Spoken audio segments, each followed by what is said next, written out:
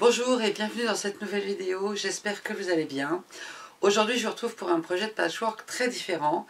Il s'agit en effet de créer un paysage. Alors je vous donne là un exemple et je vais vous expliquer comment pas à pas vous allez pouvoir créer quelque chose qui potentiellement peut ressembler à ça.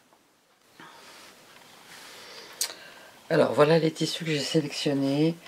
J'ai sélectionné un tissu vert assez intense, un deuxième tissu vert avec des feuilles, un troisième tissu vert sur fond blanc avec des feuilles vertes.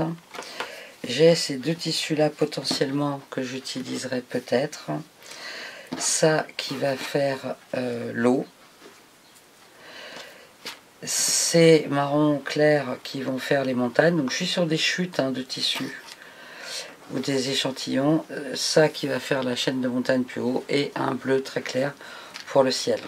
Alors la première chose que l'on fait, c'est on a besoin d'une ligne d'horizon. Donc j'ai là, je vais utiliser ce qui va être le lac. Donc le lac est de couleur verte et pourquoi pas. Donc du coup ça va être la ligne d'horizon, donc il va être stable. Et puis après on va jouer, on va découper des bandes, et on va jouer.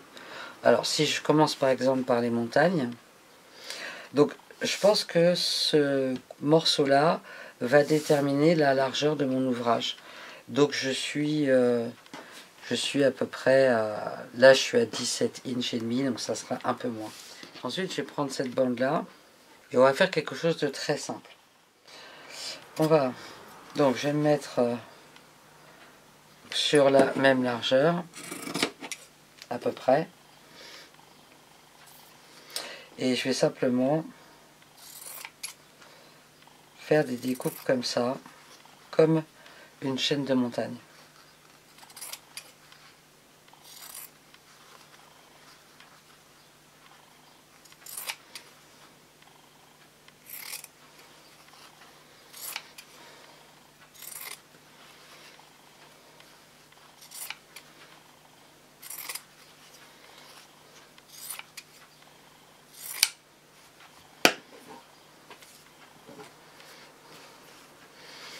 Et donc on va avoir un premier niveau qui va être comme ça. On viendra faire la suite après. Et ça donne une première idée. J'ai juste positionné 3 petites épingles.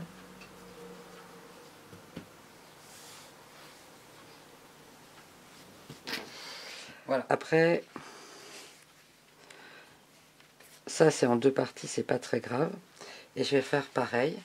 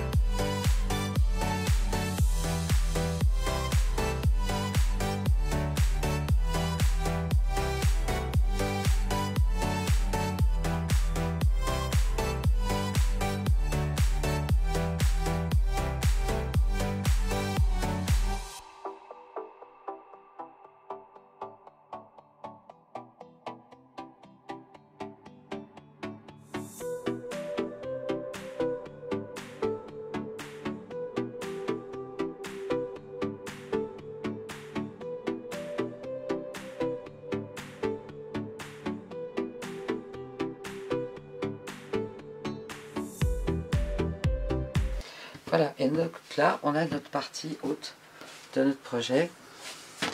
On a nos chaînes de montagne et notre ciel. Maintenant, je vais mettre de côté et je vais constituer le bas.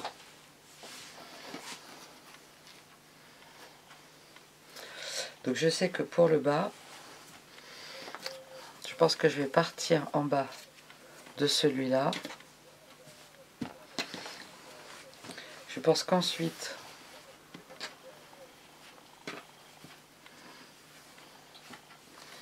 je vais mettre celui-là.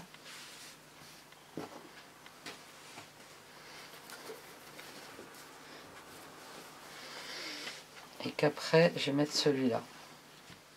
Et comme c'est un peu trop contrasté, peut-être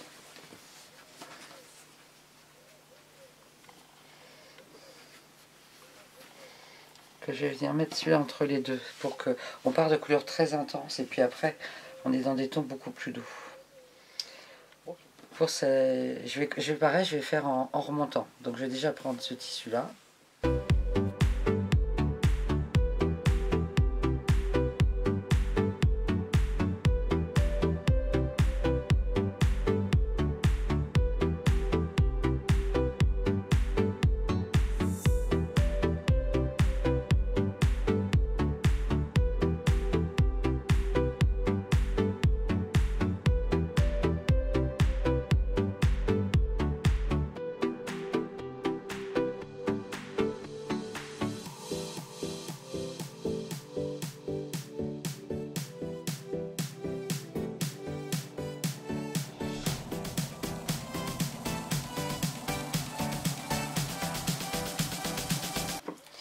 Ok, donc après je vais prendre celui-là.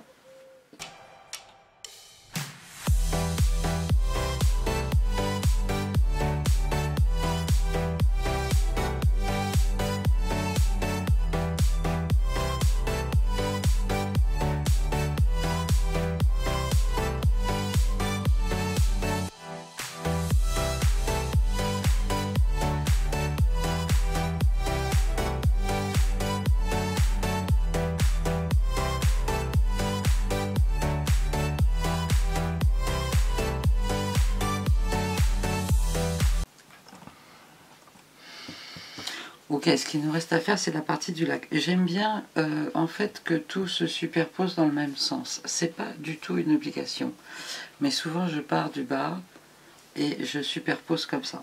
Donc en fait, je vais juste enlever ces épingles là.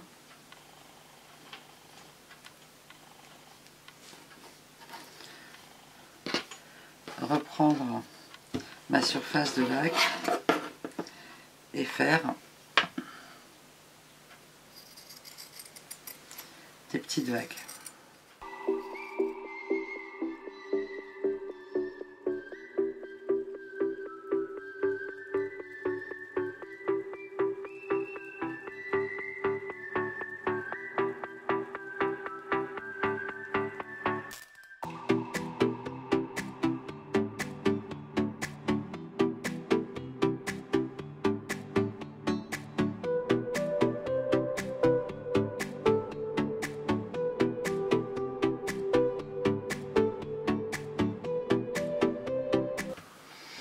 Ok, et donc on a maintenant ici la trame du projet.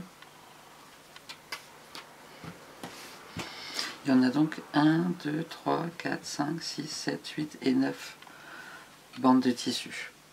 Une fois que j'en suis là et que du coup j'ai à peu près les dimensions de l'ouvrage, je découpe un morceau de tissu blanc, dans un blanc peu importe, hein, dans un coton qui va juste me servir de base.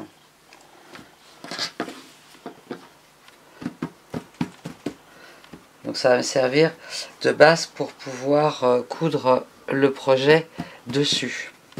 Et ce que je n'ai pas fait, mais normalement on repasse nos tissus avant, je vais du coup repasser maintenant pour que tout soit bien à plat et bien nickel. Une fois que tout est repassé, je vais simplement repositionner les épingles en incluant le tissu blanc pour pouvoir ensuite faire les coutures sans avoir à déplacer les épingles. Donc ça c'est vraiment tout simple. Je les éloigne simplement de la bordure et je m'assure que j'ai bien pris le tissu blanc en même temps.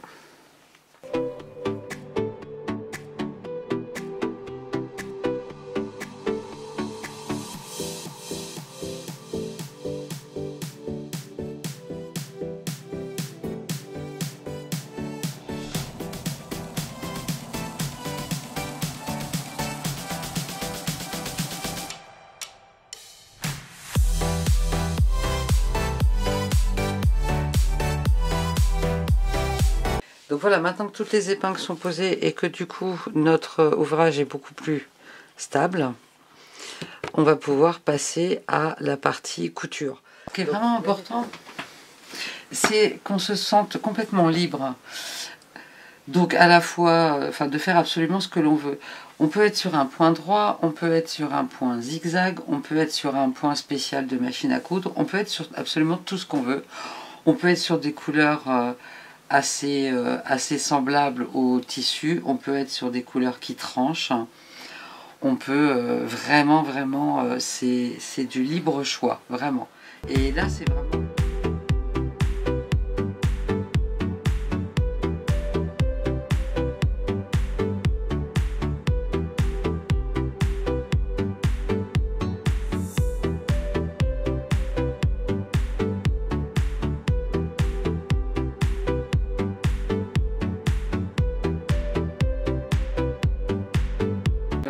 Et voilà ce que donne le point zigzag.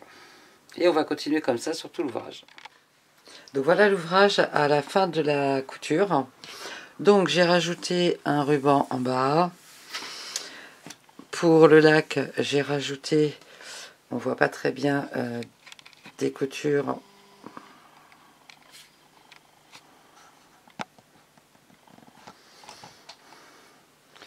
qui font comme ça. Et pareil pour le ciel.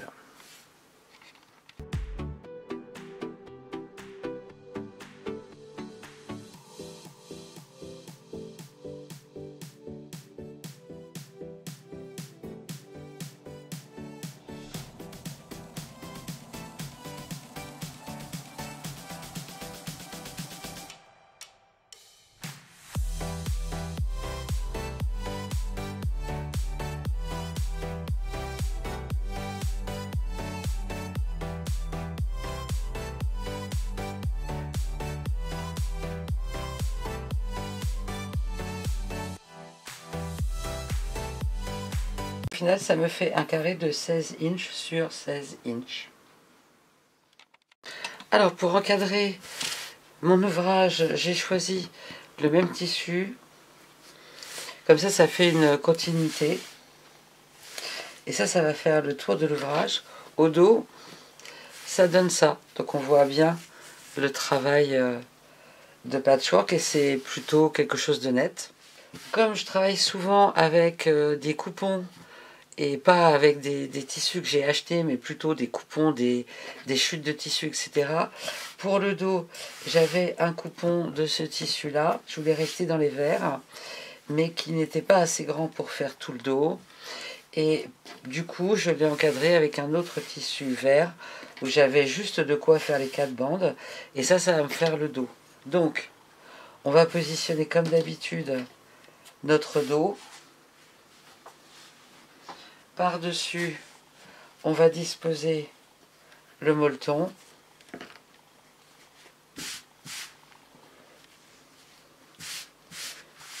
S'assurer que tout est bien plat.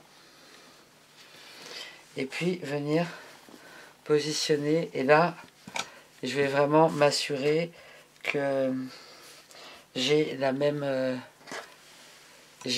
distance entre mon tissu du dos et mon ouvrage de devant, puisque c'est ça que je vais rabattre pour faire le biais tout autour. Comme on a déjà un ouvrage très travaillé, il n'y a pas vraiment de travail de patchwork de surcouture à faire. Par contre, c'est important que le molleton soit bien tenu. Donc ce que j'ai fait, c'est que j'ai cousu simplement tout autour, à l'intérieur là, de ma bande extérieure. Et du coup, au dos, on voit simplement la couture à ce niveau-là, ce qui finalement fait un deuxième cadre par rapport. Ça suffit si on a besoin de laver l'ouvrage. Ok. Maintenant, je vais donc utiliser le bord pour faire mon tissu du dos, pour faire mon biais tout autour. Et donc la première chose qu'on va faire, c'est couper le molleton au ras du devant de l'ouvrage. Pour ça, ce que je fais, c'est que je prends le molleton et le tissu du dessus. Je plie la doublure vers l'intérieur. Et tout simplement, je prends ma règle.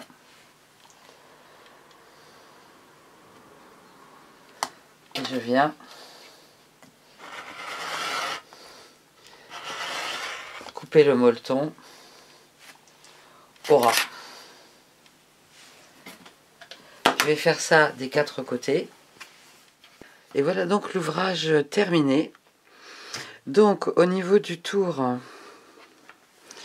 j'ai fait un point zigzag et puis 2 lignes droites pour faire comme un cadre autour. Et au niveau du dos, donc on voit donc le premier cadre et puis le point zigzag et puis les 2 lignes droites. Donc au total, l'ouvrage mesure 21 inches. Et ben, j'espère que ce tutoriel vous aura plu et qu'il vous aura donné quelques idées de choses que vous pouvez créer complètement différentes sur des formats certainement pas très très grands. Je vous montre 2 autres exemples. J'ai créé ce paysage là qui est plutôt un paysage de style un peu africain avec plein de montagnes et un dos tout simple. Et puis je suis dans une période un peu japonisante, j'ai créé celui-là qui est donc uniquement dans les verts et qui est inspiré d'une gravure, enfin d'une œuvre coréenne. Voilà, donc on peut faire plein de choses différentes avec des dimensions variées avec ce type d'ouvrage. J'espère que ça vous a plu. Vous le savez, mais si vous souhaitez m'aider, eh bien, mettre un petit pouce j'aime, vous abonner, poster un commentaire, ça permet de développer la chaîne et ça c'est super. Merci en tout cas pour votre écoute et votre fidélité. Et je vous dis à bientôt. Prenez soin de vous. Bye bye.